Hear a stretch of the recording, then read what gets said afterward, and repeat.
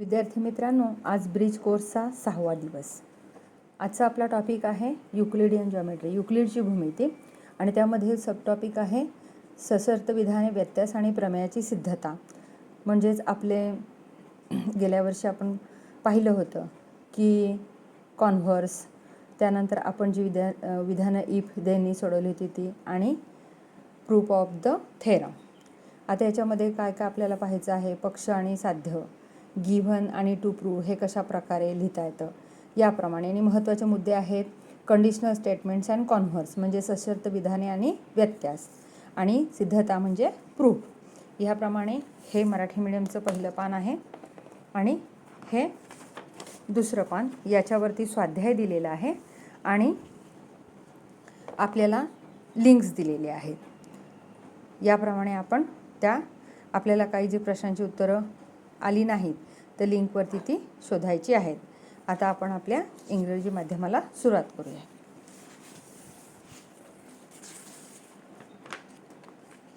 Day 6 standard 10th.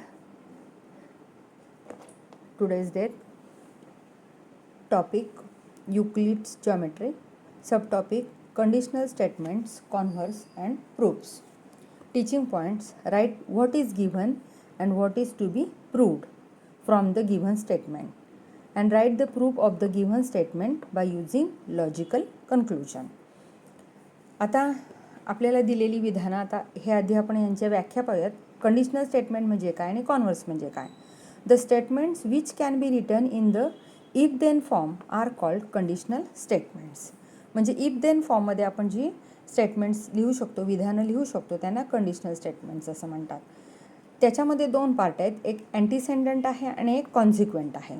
अँटीसेंडंट म्हणजे काय, if the part of statement following if is called antecedent. If नंतर येणारं विधान म्हणजे अँटीसेंडंट. आणि कॉन्सिक्वेंट म्हणजे काय, the part following then is called the consequent. Consequent म्हणजे त्याच्यानंतर येणारा भाग, देन नंतर. तर पहा, एक उदाहरण पाहूया, त्याच्यावरून तुमच्या लक्षात येईल. Statement: the diagonals of a rhombus are perpendicular bisectors of each other.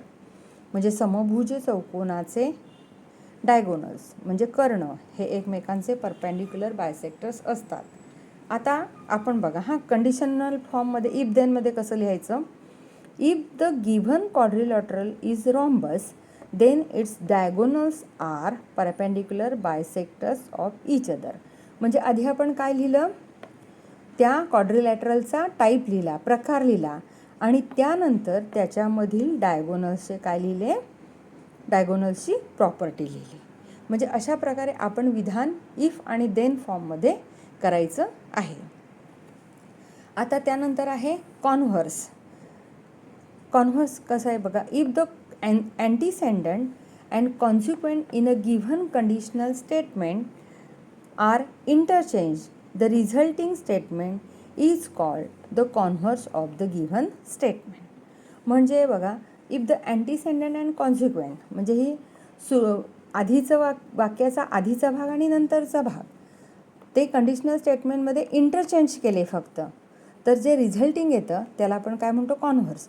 म्हणजे ह्याप्रमाणे इफ देन फॉर्ममध्ये सुद्धा आपण कॉन्व्हर्स लिहू शकतो. त्यानंतर प्रूफ. प्रूफ म्हणजे काय, तर मराठी त्याला आपण सिद्धता म्हणतो.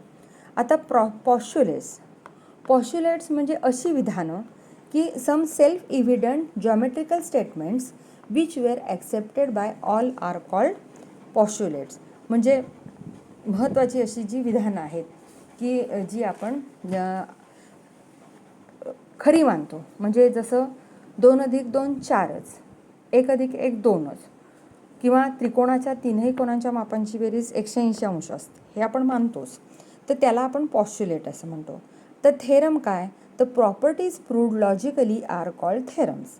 म्हणजे लॉजिक, तर्क वापरून आपण जी विधानं प्रूव्ह करतो, सिद्ध करतो, त्यांना आपण काय म्हणतो, थेरम्स म्हणजे सिद्धांत असं म्हणतो. तर आता पहा, त्याच्यामध्ये युक्लिडची काही पॉस्च्युलेट्स आहेत ती आता आपण पाहणार आहोत, आणि त्यांचा वापर आपण पूर्णपणे जॉमेट्रीमध्ये करायचा आहे.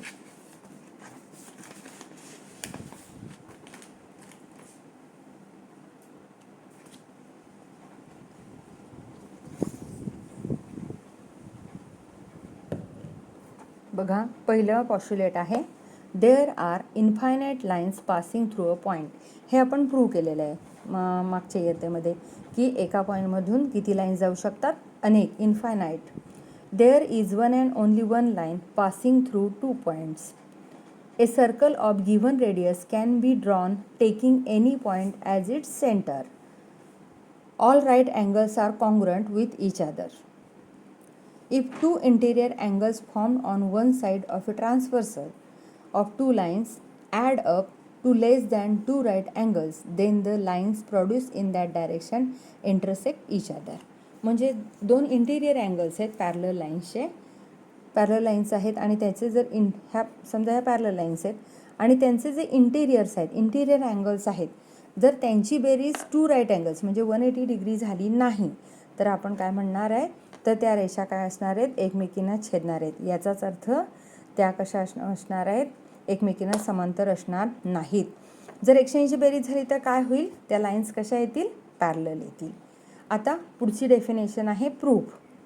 A property is supposed to be true if it can be proved logically. The logical argument made to prove a theorem is called its proof. म्हणजे आपण तर्क पद्धतीने जर आपण सिद्धता एखादी मांडली तर पहा आपण काय म्हणू शकतो, त्याला आपण प्रूफ असं म्हणतो. एखाद्या गुणधर्माची तर्कशुद्ध सिद्धता देता येत असेल तर तो गुणधर्म आपण काय करतो, सत्य मानतो आणि त्यासाठी तर्कशुद्ध मांडणी केली जाते, तिला आपण प्रूफ म्हणजे सिद्धता असं म्हणतो. आता आपल्याला प्रूव्ह करण्यासाठी आपण काय करतो, की हे कंडिशनल स्टेटमेंट आहे त्याचे 2 भाग करतो. एक गिव्हन पार्ट म्हणजे गिव्हन आणि एक दुसरा पार्ट कॉन्सिक्वेंट नंतरचा भाग, त्याला आपण म्हणतो टू प्रूव्ह. त्यानंतर इथे आता आपल्याला ही सिद्धता लिहिण्यासाठी किती गोष्टींची आवश्यकता आहे. सिद्धता आपण 2 प्रकारे लिहू शकतो, एक डायरेक्ट प्रूफ आणि एक इनडायरेक्ट प्रूफ. एक म्हणजे direct method and indirect method, प्रत्यक्ष आणि अप्रत्यक्ष सिद्धता. त्यानंतर आता आजचा एक्सरसाइज पहा. मागील हे सगळे तुम्ही पॉस्ट्युलेट्स पाहिले, डेफिनेशन्स पाहिल्या. यावरून आपल्याला पहिले स्टेटमेंट बघा, write the statement in if then form. If then फॉर्ममध्ये लिहायचं आहे. Opposite angles of a cyclic quadrilateral are supplementary. मग आपण कसं लिहू शकतो, आपण त्याचं इफ आणि देन करायचं. If the opposite angles are supplementary then it is a काय म्हणणार आपण, सायक्लिक क्वाड्रिलॅटरल. किंवा in a quadrilateral opposite angles are supplementary then it is a cyclic quadrilateral. अशा प्रकारे कॉन्व्हर्स लिहायचं आहे. The diagonals of a rectangle are congruent. विधान if then write the antecedent and given part and consequent. If all sides of a triangle are congruent then its all angles are congruent. सगळ्या sides ट्रायंगलच्या congruent आहेत तर त्याचे सगळे अँगलसुद्धा congruent असतात. याप्रमाणे आधीचं विधानाचा अर्धा भाग आणि नंतरचा भाग. Draw a labelled figure showing information in each of the following statements and write the antecedent and consequent. Two equilateral triangles are similar. Equilateral triangles, इथे मी तुम्हाला पेन्सिलीने आकृती काढून दाखवते. इक्विलॅटरल मीन्स ऑल साइड्स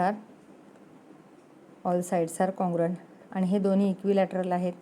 आता समजा आपण हा थोडा मोठा काढला, हा इक्विलॅटरल आणि हा पण इक्विलॅटरल आहे, तर ते सिमिलर आहेत का, तर ते आपण काय करायचं आहे, आकृती काढायची आणि त्याच्यामधून तुम्ही त्याच्यामध्ये काय लिहायचं आहे, अँटीसेडेंट आणि कॉन्सिक्वेंट लिहायचं आहे.